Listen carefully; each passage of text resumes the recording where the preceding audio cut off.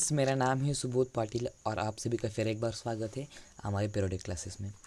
Last के 2 lecture हमने chemistry के ऊपर बेस्ड किए थे, आपको तो पता ही है। अब ये लेक्चर जो हमने आज आपके लिए लाया है, हम वो फिजिक्स के ऊपर लाए हैं। हमारा आज का टॉपिक है वेक्टर्स। वेक्टर्स का आपके लिए बहुत ही इंपॉर्टेंट चैप्टर है, जो आपको आगे जाकर काइनेमेटिक्स में ज़्यादा यूज़फुल होगा, उसके साथ न्यूटन्स लॉ ऑफ मोशन में यूज़फुल होगा। इसके लिए हमने आज आपके लिए वेक्टर चैप्टर लाया है। तो वेक्टर में हम आज बहुत ही बेसिक सी चीज़ें सीखने वाले हैं, जैसे कि स्केलर और वेक्टर क्वांटिटी क्या है, उसके साथ टाइप्स ऑफ वेक्टर क्या है, और आखिर में हम देखेंगे रिप्रेजेंटेशन ऑफ वेक्टर और उसके साथ एंगल बिटवीन 2 वेक्टर्स हम आज देखने वाले हैं। तो चलो स्टार्ट करते हैं। आप सभी को तो पता ही है कि 2 तरह की क्वांटिटीज़ होती है, फर्स्ट स्केलर क्वांटिटी और सेकेंड वेक्टर क्वांटिटी। तो हम सबसे पहले डिस्कस करेंगे स्केलर क्वांटिटी के बारे में। तो स्केलर क्वांटिटी क्या होती है? A quantity which having magnitude, मतलब जिस क्वांटिटी में मैग्नीट्यूड है, डायरेक्शन नहीं है। जिस क्वांटिटी में सिर्फ मैग्नीट्यूड है, डायरेक्शन नहीं है, वैसे क्वांटिटी को हम बोलते हैं स्केलर क्वांटिटी। जैसे कि हम एग्जांपल देखें, वर्क, हम बोल सकते हैं कि मैंने 8 जूल वर्क डन किया। थोड़े हम वैसे बोलते हैं कि मैंने 8 जूल वर्क नॉर्थ डायरेक्शन में किया, मैंने 8 जूल वर्क ईस्ट में किया, ऐसे नहीं बोलते।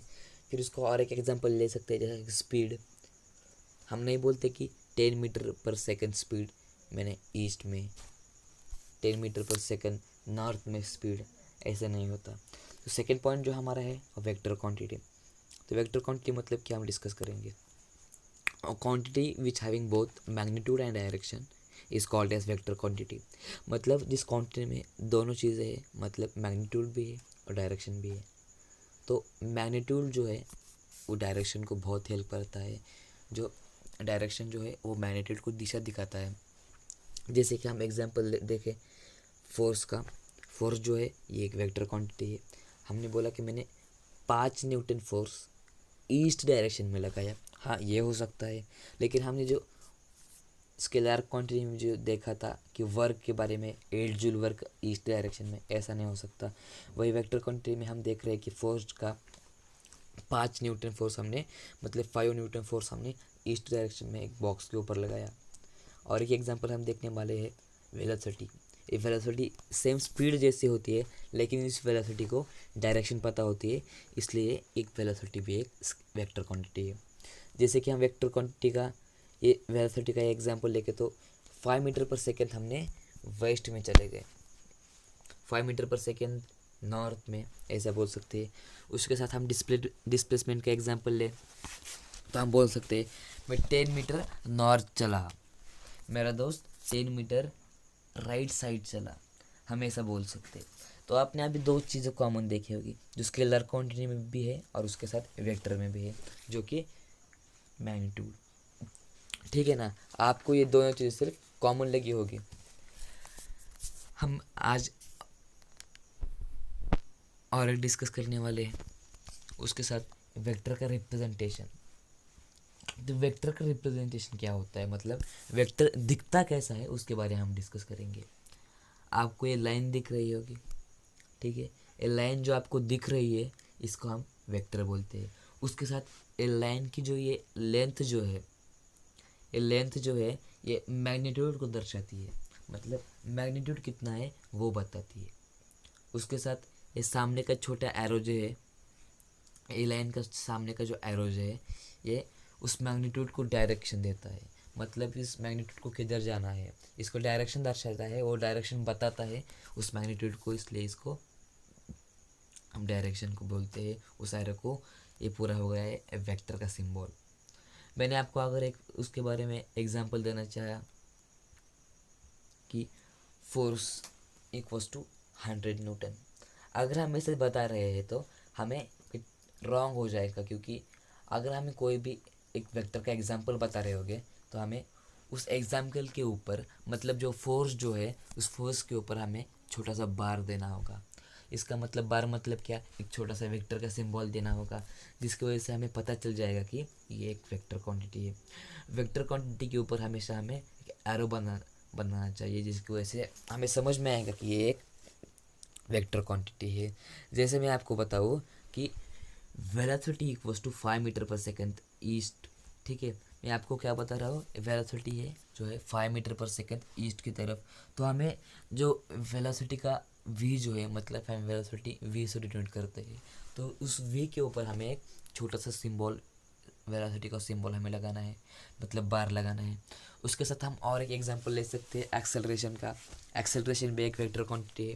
एक्सेलरेशन को डायरेक्शन पता है, इसलिए हम एक्सेलरेशन को वेक्टर क्वांटिटी बोलते हैं। अगर हमने बोल दिया a equals to acceleration equals to 2 meter per second square upward side, 2 meter per second upward side, तो हमें इस a के ऊपर एक छोटा सा सिंबल देना होगा, एक छोटा सा बार देना होगा, जो कि हम उसके ऊपर हमें एक वेक्टर का छोटा सा सिंबल लगाना होगा, जिसकी वजह से हमें पता चल जाएगा कि एक वेक्टर क्वांटिटी है। और मैं आपके बता दूँ रिप्रेजेंटेशन ऑफ वेक्टर, बहुत स्टूडेंट्स जो है बहुत कंफ्यूज हो जाते हैं, बहुत कंफ्यूज हो जाते हैं एग्ज़ाम में कि ये ए क्या दिखा है, ये मॉड ए क्या है, ये डार्क वाला ए कैसा है। तो हम उसके बारे में आपको बताएंगे, ठीक है। ये बहुत बहुत इम्पोर्टेंट है, सब लोग स्टूडेंट्स नोट डाउन कीजिए इसको। मैं आपको बताऊंगा। अब ये आपको स्क्रीन के ऊपर ए इक्वल्स टू 4 यूनिट्स दिख रहा होगा। तो ये ए क्या होता है, ये ए किसको रिप्रेजेंट करता है, मैग्नीट्यूड को करता है या वेक्टर को करता है, ये आपको समझ आना चाहिए। मैंने आपको क्या बताया, जिस चीज़ के ऊपर बार होता है, जिस चीज़ के ऊपर वेक्टर का एक सिंबल होता है, वो होती है वेक्टर क्वांटिटी। तो आप मुझे बताइए, इस ए के ऊपर तो सिंबल नहीं है, मतलब ये कौन सी क्वांटिटी हो गई, ये हो गई वेक्टर क्वांटिटी। अब ये दूसरा वाला हम ये ले ले, दूसरा वाला ए जो है, इसके ऊपर छोटा सा सिंबल है वेक्टर का, छोटा सा बार है, इससे हम डिनोट कर सकते हैं कि ये वाला वेक्टर क्वांटिटी है, ए बार इक्वल्स टू 4 यूनिट्स। तो और एक हम बोल सकते हैं, नीचे वाला है दूसरा मॉड ए, ठीक है। तो मॉड ए मतलब क्या, ये मॉड जो सिंबल जो होता है वो मैग्नीट्यूड को दर्शाता है, वो मैग्नीट्यूड को दर्शाता है। वो कहता है कि ये क्वांटिटी स्केलर क्वांटिटी है, क्योंकि सिर्फ स्केलर क्वांटिटी में मैग्नीट्यूड है। ये दूसरा वाला ये सबसे रेयर है, ठीक है। ये वाला स्टूडेंट्स बहुत कंफ्यूज हो जाते हैं एग्ज़ाम में। ये वाला जो डार्क ए जो है, ये वेक्टर क्वांटिटी को डिनोट करता है, स्केलर को नहीं करता, ये वेक्टर क्वांटिटी को डिनोट करता है। ये बहुत ही इंपॉर्टेंट चीज़ है जो आपको लिख लेनी है। एक और लास्ट चीज़ है वेक्टर के बारे में, वो हेड और टेल। आपको मैं बता दूं कि हेड क्या है और उस वेक्टर का टेल क्या है। तो आप सभी को तो पता ही है कि टेल मतलब क्या, पूछ। ओके, तो इस वेक्टर की टेल कौन सा है और हेड कौन सा है, ये आपको लाइन दिख रही है। ओके, ये लाइन जो आपको दिख रही है, मैंने आपको क्या बोला था, वो लेंथ, इस वेक्टर की जो लेंथ जो है वो हमें मैग्नीट्यूड दर्शाती है, ठीक है। और ये एरो जो है वो डायरेक्शन दिखाता है। और ये आपको लास्ट का इस वेक्टर का लास्ट की जो साइड जो दिख रही है, हम इसको बोलते हैं टेल। और मैंने आपको जो बताया था, ये एरो जो है, एरो डायरेक्शन डिनोट करता है, इसको हम बोलते हैं हेड। तो आपको समझ आ गया होगा हेड टेल क्या होता है। हम अब डिस्कस करेंगे इसके बाद टाइप्स ऑफ वेक्टर। तो वेक्टर्स के कितने टाइप है आज हम आपको बताएंगे। सबसे पहले हम डिस्कस करेंगे इक्वल वेक्टर, फिर बाद में unequal vector, third parallel vectors, four anti parallel vector, fifth linear vector, sixth collinear vector, seven congruent vector, eight zero vector और आखिर में 9 यूनिट वेक्टर। हम जितने भी टाइप्स है उन टाइप्स के एग्जाम्पल के साथ हम उन वेक्टर्स को दर्शाएंगे, उनके एग्जाम्पल देंगे और मैं आपको पूरी तरह से वेक्टर के बारे में समझा दूंगा। तो आप चलो शुरू करते हैं इक्वल वेक्टर से। तो इक्वल वेक्टर कैसे डिनोट किया जाता है, बहुत ही इम्पोर्टेंट चीज़ है कि इक्वल वेक्टर कैसा होता है। मतलब जिस वेक्टर में उसका डायरेक्शन भी सेम हो और मैग्नीट्यूड भी सेम हो। मतलब एग्जांपल में हम ले लिया वेक्टर ए है, इसका मैग्नीट्यूड है 5 मीटर और इसका डायरेक्शन जो है हमने राइट साइड ले लिया, 5 मीटर राइट साइड। और वेक्टर बी जो है उसका हमने मैग्नीट्यूड ले लिया 5 मीटर लेकिन उसका डायरेक्शन हमने कर दिया लेफ़्ट साइड। तो क्या हो गया, हम दोनों चेंज हो गए। दोनों के मैग्नीट्यूड तो सेम है, लेकिन उन दोनों का डायरेक्शन चेंज हो गया, इसलिए ये हो गया अनइक्वल वेक्टर, ये इक्वल वेक्टर नहीं है। अगर हमने और एक ले लिया, ये वेलोसिटी 1 ले ली हमने equals to 5 metre per second east, और वेलोसिटी सेकेंड ले ली v2 equals to 5 metre per second east. अब आप देख सकते हैं इसका मैग्नीट्यूड भी सेम है और उसके साथ इसका डायरेक्शन भी सेम है। तो ये क्या हो गया, ये हो गया इक्वल वेक्टर का एग्जाम्पल। लेकिन इनके डायरेक्शन डिफरेंट अगर होगा, इन किसी का भी डायरेक्शन डिफरेंट होगा तो ये अनइक्वल वेक्टर हो जाएगा। अब हम सेकेंड टाइप जो है इस वेक्टर का अनइक्वल वेक्टर, इसके बारे में डिस्कस करेंगे। ये अनइक्वल वेक्टर जो है ये तो बहुत ही सिंपल वेक्टर का टाइप है। हमने अभी ऊपर से डिस्कस किया था कि हमारा जो फर्स्ट वाला जो एग्जांपल हमने लिया था कि एक ए वेक्टर है और उसके साथ एक बी वेक्टर है। जो ए वेक्टर का मैग्नीट्यूड जो है वो 5 मीटर पर सेकेंड है और उसका डायरेक्शन क्या है, राइट साइड है। और बी वेक्टर जो है उसका मैग्नीट्यूड 5 मीटर सेकेंड ही है, लेकिन उसका डायरेक्शन हमने लेफ्ट साइड बताया है। तो क्या हो गया, तो उसका डायरेक्शन चेंज हो गया, ठीक है। तो उस दोनों वेक्टर का डायरेक्शन चेंज है, बदल हो गया है, डिफरेंट है, इसलिए ये क्या हो गया, अनइक्वल वेक्टर। हम और एक एग्जांपल हम बता सकते हैं। अगर एक वेक्टर होगा बी वेक्टर और दूसरा वेक्टर होगा सी वेक्टर, और बी वेक्टर का जो डायरेक्शन जो है, मतलब सॉरी मैग्नीट्यूड जो है, और पहले वाले का 6 मीटर है और डायरेक्शन है ईस्ट, और सी वेक्टर जो है उसका मैग्नीट्यूड है 7 मीटर पर सेकेंड और उसका डायरेक्शन ईस्ट ही है। आप इस बार देख सकते हैं इसका मैग्नीट्यूड डिफरेंट है। मतलब अनइक्वल वेक्टर में क्या होता है, उसका मैग्नीट्यूड भी डिफरेंट हो सकता है और इसका डायरेक्शन भी कुछ भी डिफरेंट हो सकता है, हम उसको बोलते हैं अनइक्वल वेक्टर। इसका हम थर्ड टाइप देखें, पैरेलल वेक्टर। तो हम डिस्कस करेंगे कि ये पैरेलल वेक्टर होता कैसा है। तो आप, मुझे लगता है आपने 4th क्लास स्टैंडर्ड में 5th 6th 7th और 8th स्टैंडर्ड में पैरेलल लाइंस के बारे में बहुत जानकारी लिए होगी। तो पैरेलल लाइंस क्या होती है, वो बहुत, जब कितने भी दूर तक क्यों ना जाए लेकिन वो एक दूसरे से टच नहीं करते, वैसा ही आप समझ लीजिए, ये वेक्टर भी वैसा ही है। और ये वेक्टर की एक खासियत है, ये सिर्फ डायरेक्शन दिखाता है।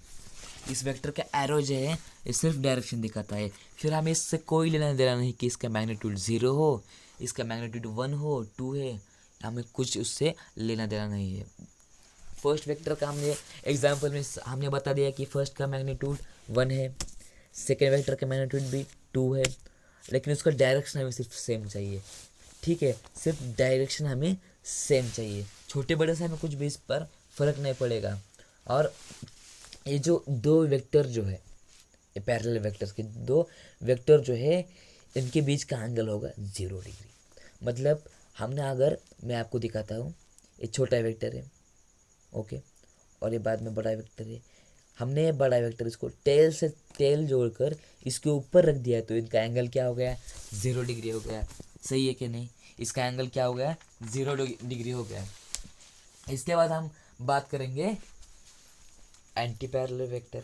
एंटी पैरेलल वेक्टर मतलब क्या होता है, जो वेक्टर एक दूसरे के अपोजिट साइड में हो। जो वेक्टर्स हमने पैरेलल वेक्टर में क्या देखा था कि उसकी डायरेक्शन सेम है, अब इस बार हम क्या देख रहे हैं कि उसकी डायरेक्शन अपोजिट हो गई है, एक दूसरे के विरुद्ध हो गई है। अगर एक जा रहा होगा ईस्ट को तो उसका ऑपोजिट दूसरा वाला वेक्टर जाएगा वेस्ट को। और हमने पैरेलल वेक्टर में क्या देखा कि उसका एंगल जो था, हम एक दूसरे के ऊपर टेल से टेल जब हमने जोड़ दी थी तो उसका एंगल हो गया था 0 डिग्री सेल्सियस का, सॉरी 0 डिग्री का। अब हम इस एंटी पैरेलल में क्या देख रहे हैं, हमने अगर इनकी टेल से टेल अगर जोड़ दी तो इसका एंगल हो जाएगा 180 डिग्री, मतलब हो जाएगी स्ट्रेट लाइन, करेक्ट। इसके बाद हम डिस्कस करेंगे और एक टाइप जो है वो कोलिनियर टाइप है, ओके। कोलिनियर जो वेक्टर सेम लाइन में फॉल करता है, जैसे आप ये देख रहे हैं एक के पीछे एक, जैसे कि लाइन खींची हुई होगी, ये एक वेक्टर है, इसके सामने दूसरा वेक्टर है, एक ही लाइन में जो वेक्टर है हम उसे बोलते हैं कोलिनियर वेक्टर। वो कितने भी वेक्टर क्यों ना हो, वो हो गए कोलिनियर वेक्टर। उसके बाद हम और एक दूसरा टाइप है कोप्लेनर वेक्टर। एक कोप्लेनर वेक्टर जो है ना, वो बहुत ही डिफरेंट टाइप का वेक्टर है। मतलब हमने अगर ये प्लेन ले लिया, प्लेन मतलब ये सरफेस जो होता है, आपने मन में सोच लीजिए कि ये आपके सामने एक वाइट बोर्ड है। ओके, वाइट बोर्ड है, उस पर आपने दो वेक्टर जोड़कर आपने खींच लिए। दो वेक्टर मैं आपको जैसे स्क्रीन पे दिखा रहा हूँ कि अब मैंने दो वेक्टर बना लिए है। तो जिस एक प्लेन पे दो वेक्टर हमने ये बना लिए हैं, ये हो गए कोप्लेनर वेक्टर। मतलब कैसे, any two vectors always coplanar vector. ये एक इम्पोर्टेंट पॉइंट है। ऐसे कि एक सरफेस है, इसके ऊपर ये दो वेक्टर्स मैंने बना लिए, हमने एक कोप्लेनर हो गए। हमने इस सरफेस पे ये दो वेक्टर बना लिए हैं, तो ये कोप्लेनर हो गए। ओके, अगर हमने इसी सरफेस के ऊपर हम ये तीन वेक्टर नहीं बना सकते, जो 3D वेक्टर हम बोल सकते हैं, जिसको ये क्यूब के जो वेक्टर होता है, या आपको इमेज दिख रही होगी, ये क्यूब के जो वेक्टर जो होते हैं हम वैसे नहीं बना सकते। 3 वेक्टर्स मे और may not be a coplanar.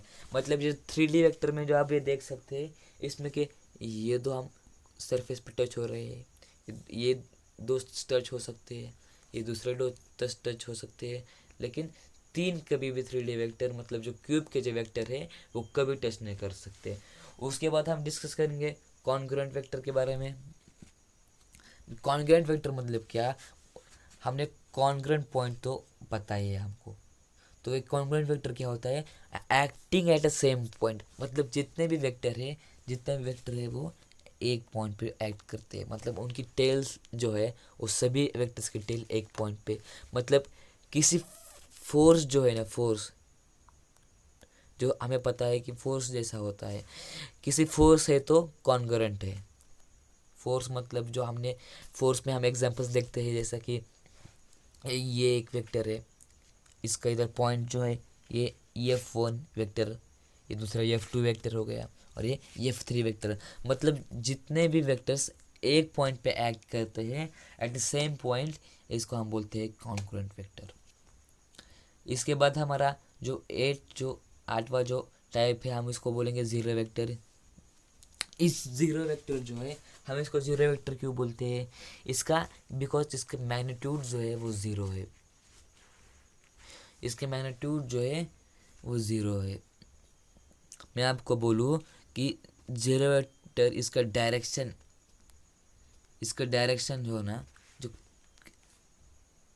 Arbitrary होता है, इसका डायरेक्शन आर्बिट्ररी होता है। इसका आर्बिट्ररी मतलब क्या है कि वो जीरो वेक्टर जो है वो किसी भी डायरेक्शन में जा सकता है, किसी भी डायरेक्शन में जा सकता है।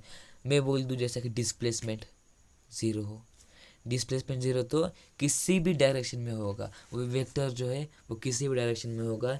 वेक्टर जैसे डिस्प्लेसमेंट एट ए साउथ, हमने बोल दिया डिस्प्लेसमेंट, हमने साउथ की तरफ बोल दिया था, वो वेक्टर का हेड जो है वो साउथ की तरफ चला जाएगा। मैंने अगर आपको बोल दिया इस डिस्प्लेसमेंट एट नॉर्थ, तो वेक्टर का हेड जो है वो नॉर्थ की तरफ हो जाएगा। क्यों, ऐसा क्यों होगा, क्योंकि इसका मैग्नीट्यूड ज़ीरो है। इस जीरो वेक्टर का मैग्नीट्यूड भी ज़ीरो है, इसके लिए से वो ऐसा हो गया। सबसे लास्ट टाइप जो है वेक्टर का, यूनिट वेक्टर। आपको दिख रहा है यूनिट वेक्टर। तो यूनिट वेक्टर जो है ना, इस बहुत इंपॉर्टेंट पॉइंट है ये। यूनिट वेक्टर मतलब क्या होता है, यूनिट मतलब क्या, जिसकी वैल्यू 1 हो और उसके साथ उसका मैग्नीट्यूड भी 1 हो। ओके, तो क्या होता है, मतलब वैल्यू भी उसका 1, मतलब मैग्नीट्यूड भी 1, और ये वेक्टर जो है ना सबसे इम्पोर्टेंट काम करता है और डायरेक्शन दिखाने का काम करता है। क्या करता है, तो ये डायरेक्शन दिखाने का काम करता है। अगर मैंने बोल दिया मैं जा रहा हूँ मुंबई टू पुणे, मतलब ये वेक्टर जो बीच में यूज़ हो रहा है मुंबई से पुणे तक का, बीच में वेक्टर जो यूज़ हो रहा है, हमें तो उसका जो फिक्स डिस्टेंस बता रहा है वो समथिंग हुआ, शायद होगा 300 किलोमीटर्स जो समथिंग जो डिस्टेंस है जो है, लेकिन ये वेक्टर जो है एक फिक्स डिस्टेंस आपको दिखा रहा है। ये उस वेक्टर को डायरेक्शन देने का काम करता है। और इस यूनिट वेक्टर का साइन मैं आपको बता दूं कि ए कैप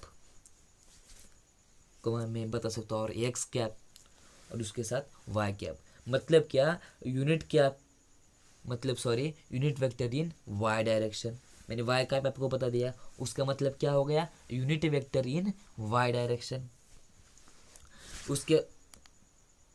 उसके बाद मैं आपको बता दूं कि ये पैरेलल शिफ्टिंग ऑफ वेक्टर क्या होती है। पैरेलल शिफ्टिंग ऑफ वेक्टर क्या होती है तो मैं आपको दिखा दूं, ये वेक्टर जो आपको दिख रहा है, ओके, इस वेक्टर को मैं ऐसे सीधा उठाकर इधर रख दूं। मतलब इस वेक्टर को मैंने क्या किया कर दिया, पैरेलल शिफ्ट कर दिया। मैंने कोई गलत काम नहीं किया, ठीक है। इस वेक्टर को मैंने सीधा पैरेलल उठा के पैरेलल लाइन में लेके मैंने इसको इधर शिफ्ट कर दिया। कोई दिक्कत नहीं है, कोई रॉन्ग नहीं किया हमने, पूरा टोटल राइट कर दिया है। तो मैं और एक आपको एग्जांपल दूँ। ये एक वेक्टर है, ये वेक्टर आपको दिख रहा है, इस मैंने वेक्टर को उठाकर पैरेलल लाइन से इधर आके रख दिया। यह बना दो मैं इसको, कोई दिक्कत नहीं होगी। लेकिन हमने जो वेक्टर को पैरेलल शिफ्ट किया है ना, जो बॉडी जो है जिस बॉडी पर किया होगा वो हम शिफ्ट करते वक्त दूसरी बॉडी पर कर सकते हैं, वही उसी बॉडी पर कर सकते हैं। वेक्टर को पैरेलल शिफ्ट तो कर दिया, लेकिन फोर्स तो उसी बॉडी पर लगेगा जो पहली बॉडी पर हमारा लग रहा था। मतलब मैंने हमारा जो फर्स्ट हमने शिफ्ट नहीं किया था, ये इधर था, ओके, ये इधर था, ये बॉडी अभी वही है, और हमने शिफ्ट कर दिया। अगर वेक्टर जो है एक ब्लैक बोर्ड पे फोर्स कर रहा है, ओके, एक वेक्टर जो है एक ब्लैक बोर्ड पे फोर्स कर रहा है, हमने इसको पैरेलल शिफ्ट कर दिया। हम कहाँ शिफ्ट करेंगे, उसी ब्लैक बोर्ड पे करेंगे, लेकिन पैरेलल शिफ्ट किधर भी कर सकते हैं, लेकिन उसी ब्लैक बोर्ड पे उसी बॉडी पे करेंगे। उसके बाद हम अब डिस्कस करने वाले हैं एंगल बिटवीन टू वेक्टर्स के बारे में। एंगल बिटवीन टू वेक्टर्स में हमें क्या करना है, जो आपको ये एग्जांपल्स दिख रहे होंगे, फर्स्ट में 90 डिग्री वाला, सेकंड में 120 डिग्री वाला, ये थर्ड में 60 डिग्री वाला, ये फोर्थ में 150 डिग्री वाला। तो हमें क्या करना है, इन जितने भी आपको एंगल दिख रहे हैं, आप देख सकते हैं जितने भी एंगल है, वो पहला एंगल जो है 90 डिग्री वाला, इस सेंटर में टेल से टेल जुड़ा है। इस सेकेंड आपको देख रहे हैं 120 डिग्री वाला, तो ये हेड से टेल जुड़ा है। थर्ड में आप देख सकते हैं तो हेड से हेड जुड़ा है, और उसके साथ ये फोर्थ वाला जो है वो टेल से टेल जुड़ा है, सॉरी हेड से टेल जुड़ा है। तो आपको क्या करना है कि इस एंगल बिटवीन टू वेक्टर में आपको क्या करना है कि सिर्फ टेल से टेल, नहीं तो हेड से हेड आपको जोड़ना है। मैंने आपको क्या बताया था उधर, पैरेलल शिफ्टिंग वेक्टर हमें यूज़ करके, पैरेलल शिफ्टिंग ऑफ वेक्टर का जो टॉपिक जो है, वो जो पॉइंट जो थे, हमें वही यूज़ करके हमें ठीक करना है इसको। जैसे मैं आपको बता दूँ कि जो फर्स्ट जो 90 डिग्री जो है वो ऑलरेडी टेल से टेल जुड़ा है। हम इसको हेड से हेड भी कर सकते हैं। देखो आप देख सकते हैं, आप इधर जो टेल से टेल जोड़ा था, हम इसको ऐसे भी बना सकते हैं। देखिए हम इसको ऐसे भी बना सकते हैं, ओके। अब हमें सेकेंड वाला देखेंगे। सेकेंड वाला जो 120 जो है वो हेड से टेल जुड़ा है, तो हमें क्या करना है, टेल से टेल नहीं तो हेड से हेड इसको ज्वाइन करना है। तो हमने अब क्या कर दिया, इसको इस बी वेक्टर जो है उसको उठाकर ऊपर ले लिया और उसका टेल से टेल जोड़ा दिया, ओके। अब ये टेल से टेल जोड़कर जो ऊपर का जो एंगल जो आया है वो आ गया 60 डिग्री। इसको ही हम बोलते हैं एंगल बिटवीन टू वेक्टर्स। जो पहले 120 था उससे हमें कोई लेना देना नहीं है। हमने जो हेड से हेड जोड़कर, अगर टेल से टेल जोड़कर जो एंगल जो बनाया है, हम उसे बोलते हैं एंगल बिटवीन टू वेक्टर्स। अब ये थर्ड में आ गए हम, इधर तो ऑलरेडी हेड से हेड है, मतलब एंगल बिटवीन टू वेक्टर्स इधर 60 डिग्री है। इधर फोर्थ में आ गए अब हम, इधर 150 है, हम इधर हेड से हेड भी जोड़ सकते हैं, उसके साथ टेल से टेल भी जोड़ सकते हैं। अब इस बार हम इधर जोड़ेंगे हेड से हेड। हमने हेड से हेड जोड़कर ऐसे ऐसा बना लिया है इसको, तो इसका एंगल क्या हो गया, एंगल बिटवीन टू वेक्टर्स हो गया इसका 30 डिग्री। एग्जाम्पल, मान लिया हमारे पास एक वेक्टर है, हम दूसरा एग्जाम्पल्स लेंगे। मान लो हमारे पास ये ए वेक्टर है, ये बी वेक्टर है, ये सी वेक्टर है और ये डी वेक्टर है। हमें इन सब को क्या करना है, उन्होंने हमें उधर लिख कर दिया है, ठीक है। उन्होंने हमें इधर लिख कर दिया है कि जो बी वेक्टर और ए वेक्टर जो है उनमें का डिस्टेंस 90 डिग्री होना चाहिए। मतलब उन्होंने ऑलरेडी हमें इधर लिख कर दिया है कि एंगल बिटवीन डी एंड सी जो है वो 90 है। तो हमें क्या करना है कि पैरेलल शिफ्टिंग करके इन सभी को एक पॉइंट पे लाना है, क्योंकि हमें टेल से टेल तो करना है, नहीं तो हेड से हेड तो करना है। हेड टू हेड करने से थोड़ा मुश्किल हो जाएगा, इसलिए हम टेल से टेल करेंगे। आपको बहुत ही इम्पोर्टेंट चीज़ें याद रखनी है स्टूडेंट्स, प्लीज़ नोट डाउन कीजिए। तो आप हमें क्या करना है, एक परपेंडिकुलर पॉइंट लेना है। इस पॉइंट के ऊपर हमने आपको दिखाते हैं, ए को इधर लाना है, उसके साथ इस बी को इधर लाना है, इस डी को इधर और सी को इधर लाना है, और इसका एंगल जो है हमें एंगल उधर लिखने हैं। तो बी और ए जो है उनका एंगल 90 डिग्री हो गया,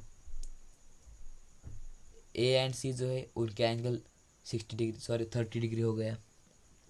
उसके बाद डी एंड सी के भी बीच में जो एंगल है वो भी 90 डिग्री हो गया, और सबसे लास्ट में डी एंड बी के जो बीच में जो एंगल है वो हो गया 150 डिग्री का। बहुत इम्पोर्टेंट, और मैं आपको एक इम्पोर्टेंट बात बताने जा रहा हूँ, वो जो भी एंगल जो है वो ग्रेटर देन 0 डिग्री और लेस देन 180 चाहिए। Greater than and equal to 0 and less than और इक्वल टू 180 चाहिए। मतलब 0 डिग्री से बड़े चाहिए, नहीं तो 0 डिग्री से इक्वल, और 180 डिग्री से छोटे नहीं तो इक्वल चाहिए। चलो स्टूडेंट्स, आज के लिए बस इतना ही, हमने बेसिक पूरा कवर कर लिया है। तो प्लीज़ हमारे चैनल को सब्सक्राइब कीजिए, do like, do share with your friends. Okay, bye everyone.